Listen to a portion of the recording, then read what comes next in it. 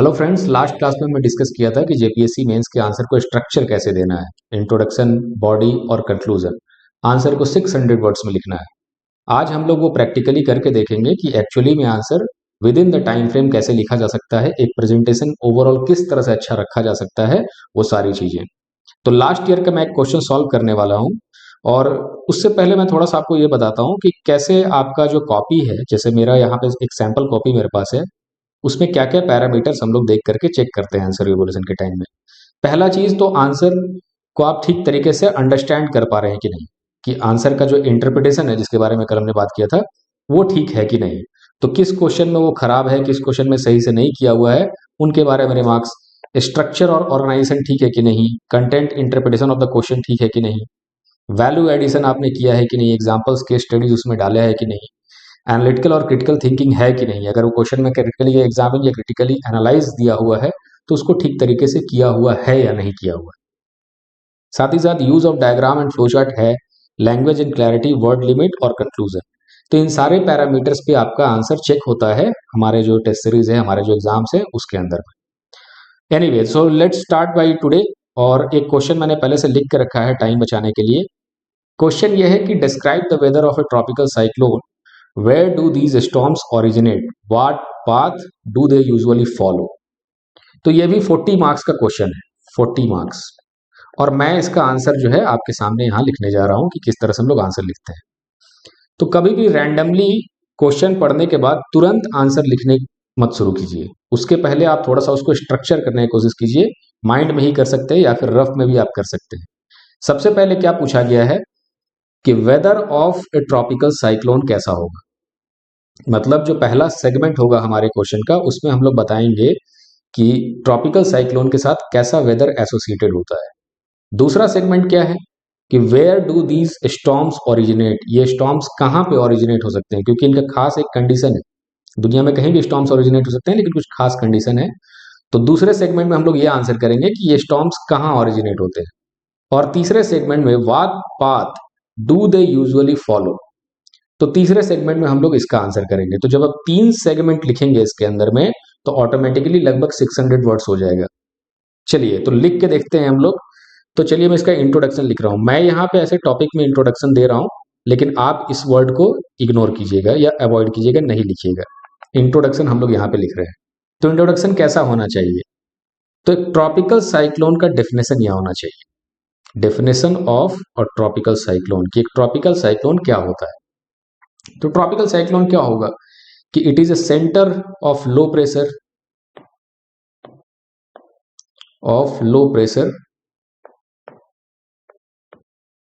And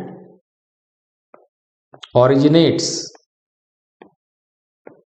in warm oceans where sea surface temperature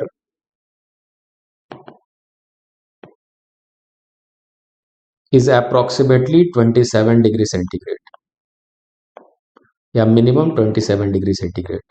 इस तरह से एक इंट्रोडक्शन हम लोग लिख सकते हैं। एक छोटा डेफिनेशन मैंने लिखा है। कई और भी तरह का डेफिनेशन हो सकता है। कुछ लोग वेदर को जोड़ करके डेफिनेशन लिखते हैं। तो अभी इंट्रो खत्म नहीं हुआ है, हम लोग कोशिश करेंगे इसको लगभग 80 वर्ड का इंट्रो लिखने के लिए। तो इंट्रो में अब क्या है कि आपका पहला सेगमेंट आने वाला है weather of a tropical cyclone. तो हम थोड़ा सा बैकग्राउंड इंट्रो में ही दे देते हैं डेफिनेशन के साथ। तो कैसे लिखेंगे कि एसोसिएटेड द वेदर, थोड़ा सा स्पेलिंग मिस्टेक हो रहा है, the weather associated with a tropical cyclone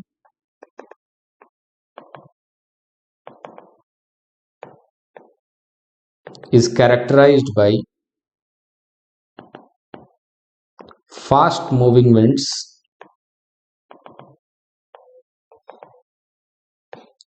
with dense cloud cover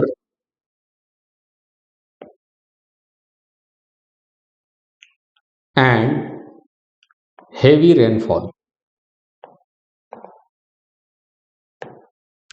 चलिए ये हमने इंट्रो में ही थोड़ा सा और बढ़ाया।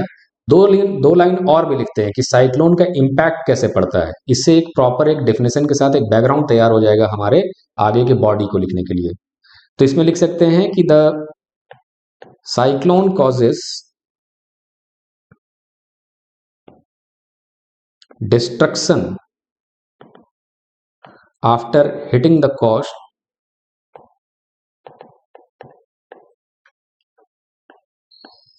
in the hinterland. This also marks the end of the cyclone,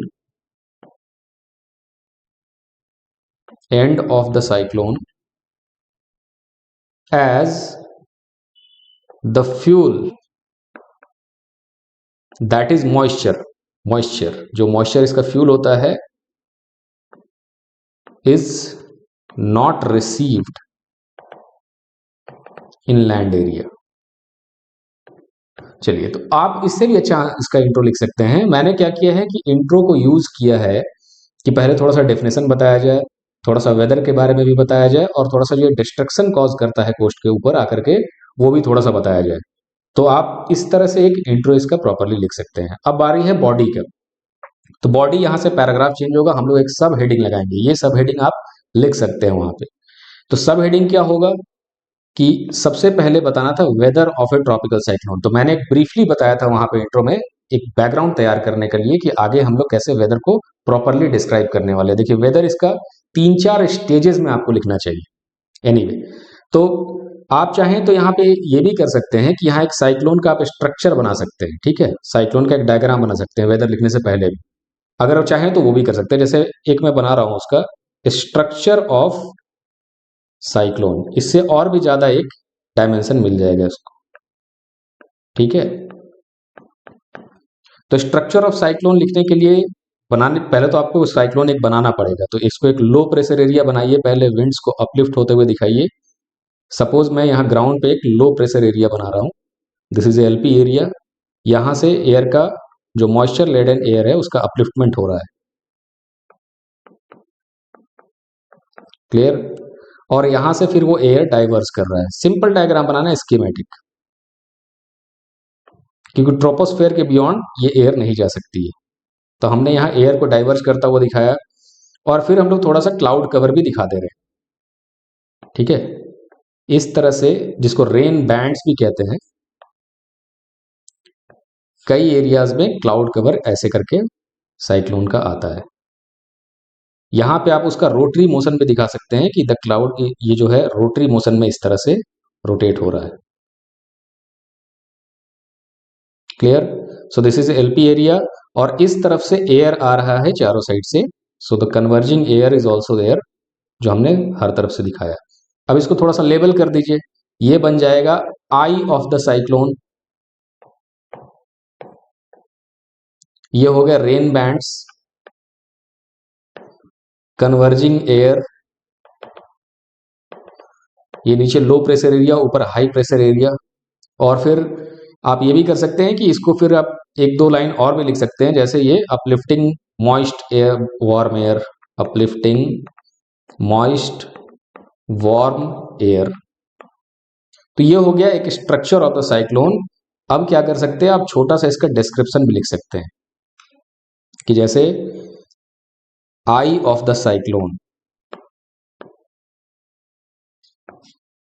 this is the central part of the cyclone,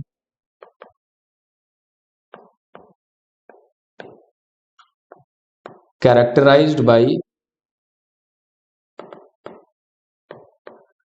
stable atmospheric conditions।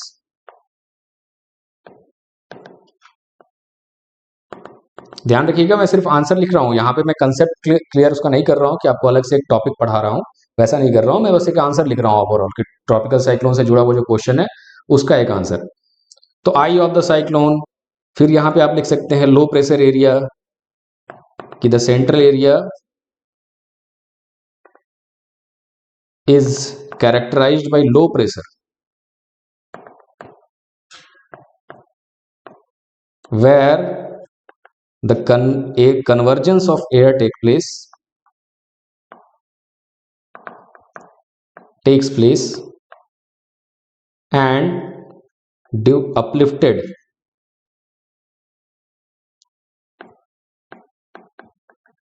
and due to presence of Coriolis forces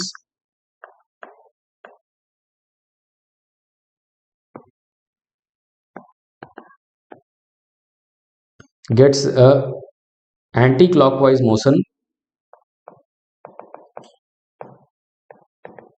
in northern hemisphere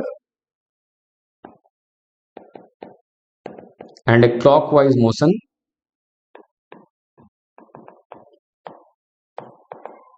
in southern hemisphere. चलिए, anyway तो ये हमने थोड़ा सा structure के बारे में यहाँ पे बताया साइक्लोन के। इससे एक डायग्राम भी बन गया, आपका प्रेजेंटेशन भी थोड़ा अच्छा लगने लगा और आपका थोड़ा सा आंसर और भी बेहतरीन हो रहा है क्योंकि एक डायमेंशन हमने बेसिकली लिखा। आगे और लिखते हैं कि इसमें और अगला क्या चाहिए, तो weather associated with a tropical cyclone, ये हो गया अगला सब heading. Clear?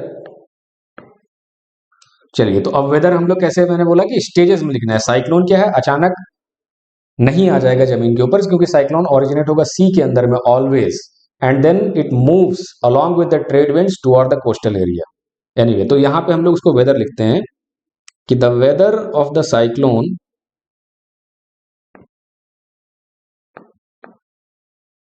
Can be understood in following steps. तो पहला स्टेप मतलब जब साइक्लोन आने वाला होगा, before cyclone approaches the hinterland, जो अंदर का जो लैंड का एरिया है, वहां साइक्लोन आने से पहले जो वेदर होता है उसके बारे में लिखें। तो इस समय थोड़ा सा वार्म एटमोस्फेयर हो जाता है, मतलब वेदर जो है, the weather during this period is hot and humid with a dense cloud cover, बादल छाएगा। अब दूसरे, जब वेदर साइक्लोन जब आ जाता है, जब व्हेन साइक्लोन एक्चुअली कम्स, उस समय वेदर कैसा होगा। So where during the cyclone,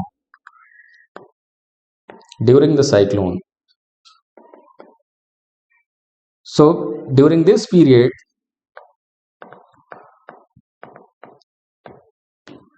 the weather is, वही जो हमने थोड़ा सा इंट्रो में लिखा था, characterized by high wind speed approximately 200 kilometre per hour. इतना भी नहीं हो सकता, थोड़ा कम भी होता है, 150 किलोमीटर पर आवर। डिपेंड करता है कि कोस्ट से आप कितना दूरी पे हैं, मतलब समुद्र का जो एकदम कोस्ट एरिया है, कोस्टल एरिया, वहां से कितना डिस्टेंस अंदर में है। आप ज्यादा अंदर रहेंगे तो कम विंड स्पीड आपको वहां देखने को मिलेगा। Anyway, characterize by very high wind speed and heavy rainfall heavy rainfall this leads to destruction in the coastal areas, destruction of life and property in the coastal areas, ये भी आप लिख सकते हैं। याद रखिएगा, हम लोग को आंसर इलेबोरेट करना है, एक्सपैंड कर करके लिखना है, तो इसलिए हम लोग इस तरह से लिख रहे हैं। Third, weather after cyclone passes, जब साइक्लोन आकर के चला जाता है उस समय वेदर कैसा होगा। तो after this the wind speed it is reduced, थोड़ा कम हो गया, and rainfall also becomes scanty, light rainfall, और धीरे धीरे and eventually stops. This cycle remains active for 4 to 5 days, even more, 10 दिन भी हो सकता है, and as the cyclone enters deep into the land area it dies out। चलिए, तो ये हमने देखा यहाँ पे किस तरह से आप आंसर लिखेंगे, उसके बाद उसका बॉडी लिखेंगे। तो हमने एक सेगमेंट को एड्रेस किया है, weather of a tropical cyclone. आप अपने हिसाब से भी लिख सकते हैं, ओवरऑल स्ट्रक्चर ऐसा होना चाहिए। अगला जो सेगमेंट हम लोग एड्रेस करेंगे, where do these storms originate, ये स्टॉर्म कहाँ ओरिजिनेट होते हैं। तो चलिए इसको यहाँ पे एक्सप्लेन करते हैं, लिखते हैं। ऑरिजिन ऑफ ट्रॉपिकल साइक्लोन या ऑरिजिन ऑफ साइक्लोन, दो तरह का साइक्लोन होता है, ट्रॉपिकल और टेम्परेट। तो यहाँ पे हमें ट्रॉपिकल साइक्लोन पूछा हुआ है, तो हम ट्रॉपिकल साइक्लोन के बारे में लिख रहे हैं, origin of a tropical cyclone. So anyway, तो इसको अब कैसे एड्रेस करेंगे। सबसे पहले तो इसको एक 2 लाइन का यहाँ पे एक कनेक्टिंग लाइन हम लोग लिखेंगे। क्या लिखेंगे उसमें कि the origin of A cyclone is unpredictable, उसको प्रेडिक्ट नहीं किया जा सकता है, and it can develop in any part of the world where the following conditions are fulfilled। दुनिया में कहीं भी ओरिजिनेट हो सकता है अगर ये नीचे के लिखे 4-5 कंडीशन जो हैं फुलफिल हो जाए। जैसे पहला तो है कि कंडीशन सब यहां पे लिखिए, द फॉलोइंग कंडीशंस। तो पहला कंडीशन है कि sea surface temperature, sea surface temperature. तो sea surface temperature should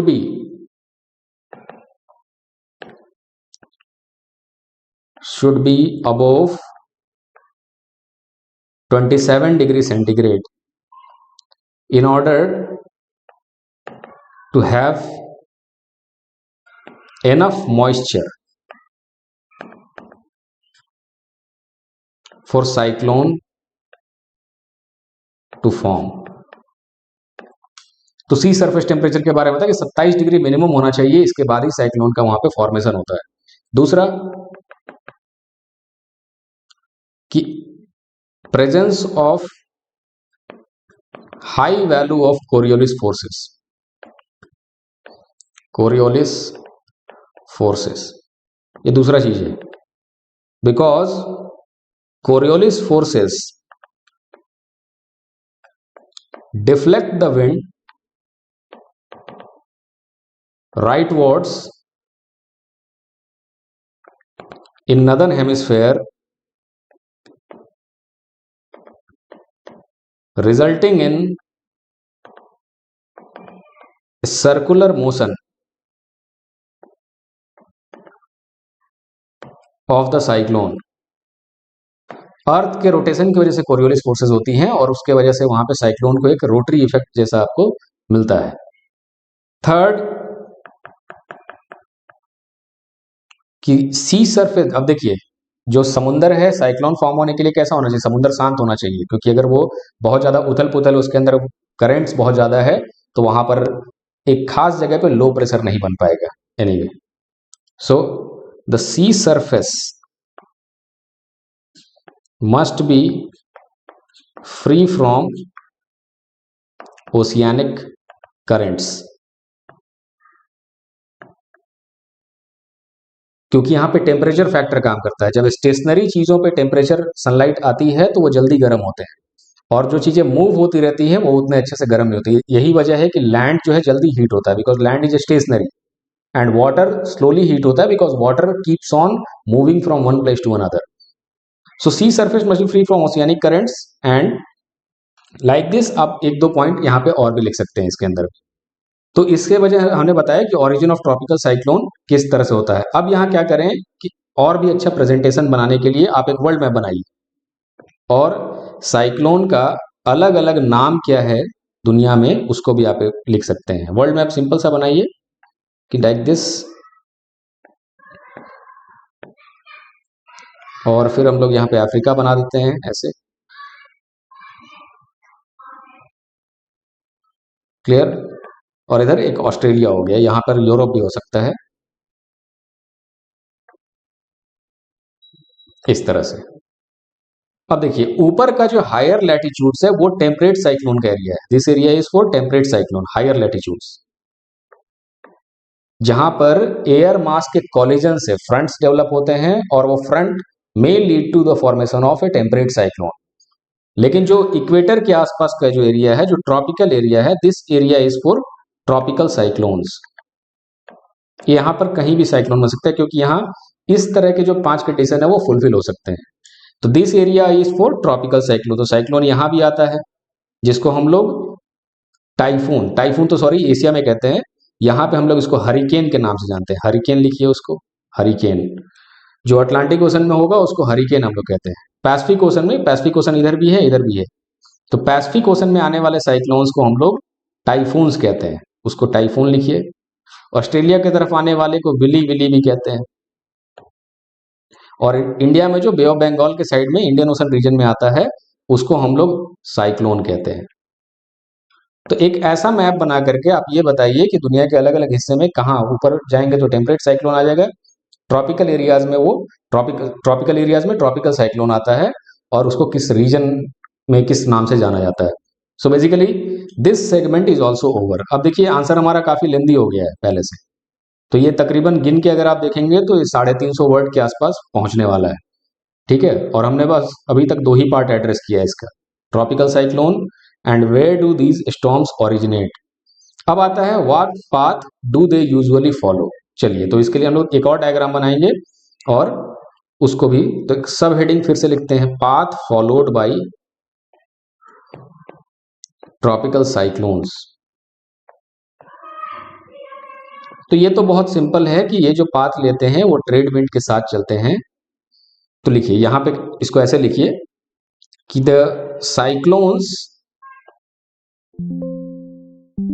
have an unpredictable path. इसको एक पाथ को अनप्रेडिक्टेबल लिखिए क्योंकि वो साइक्लोन किधर भी मुड़ सकता है, इसलिए आप एब्सोल्यूट आंसर्स में एब्सोल्यूट स्टेटमेंट वहां नहीं लिखिए कि साइक्लोन यहीं से जाएगा ट्रेड विंड को ही फॉलो करेगा। नहीं, ट्रेड विंड आखिरकार वो विंड है ना, प्रैक्टिकली किधर भी वो मूव कर सकता है। तो cyclones have an unpredictable path but in most of the cases they follow the direction of the planetary winds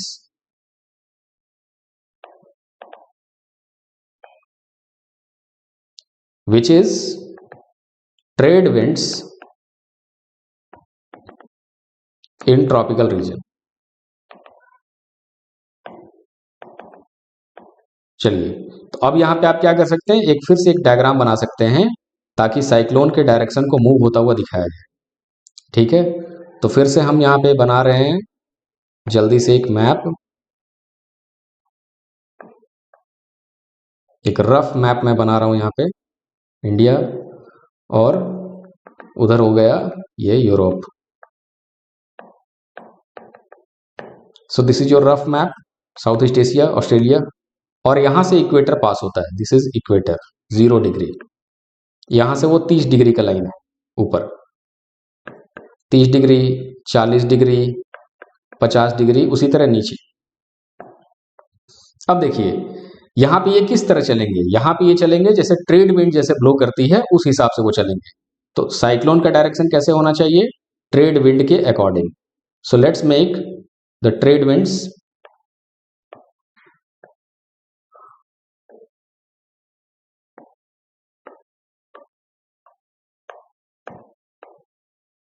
and, तो इस तरह से वो विंड मूवमेंट। तो साइक्लोन कैसे आना चाहिए, यहां पे अगर साइक्लोन ओरिजिनेट होगा तो trade winds and they follow the direction of the trade winds, they follow the direction of trade winds.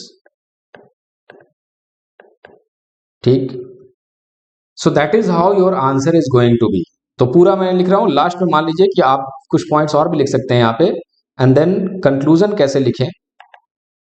तो कंक्लूजन कि साइक्लोन्स आर, अब कंक्लूजन में पीछे वाले का समरी लिख दीजिए कि साइक्लोन्स आर, अब तक हमने क्या देखा, cyclones are catastrophic events which are unpredictable in nature,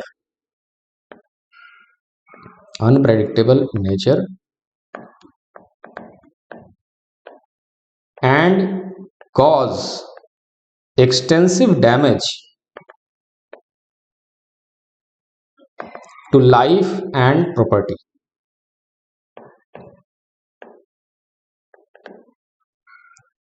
Hence, the effective monitoring of low pressure areas in the ocean regions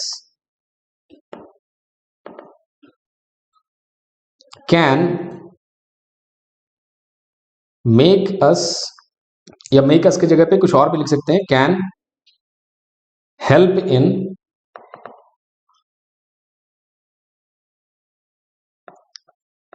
predicting the path of the cyclone. 100% सही नहीं होगा लेकिन फिर भी प्रेडिक्ट कर सकते हैं, path of the cyclone and protect us from significant damage. चलिए, तो ये इस तरह का एक छोटा मोटा आप कंक्लूजन वहां पे जोड़ सकते हैं. सब कंक्लूजन जोड़ना बहुत जरूरी है, इसके बिना आपका काम नहीं चलने वाला. आप कुछ और भी इसकी जगह पे लिख सकते हैं. मैंने यहाँ पे इस तरह के कंक्लूजन के पीछे का समरी किया है और उसको एक कैटास्ट्रॉफिक इवेंट कैसे है, उससे जान माल की क्षति हो सकती है और उन सब चीजों के बारे में बताया है. तो इस तरह से आप एक आंसर फॉर्म कर सकते हैं. यहाँ पे आराम से आप 600 वर्ड का आंसर लिख सकते हैं और आपको अच्छा एक नंबर मिल सकता है. तो चलिए, हम लोग अगले वाले वीडियो में आएंगे तो फिर हम लोग टेल एंडर्स के बारे में डिस्कस करेंगे. अभी के लिए इतना ही. Thank you.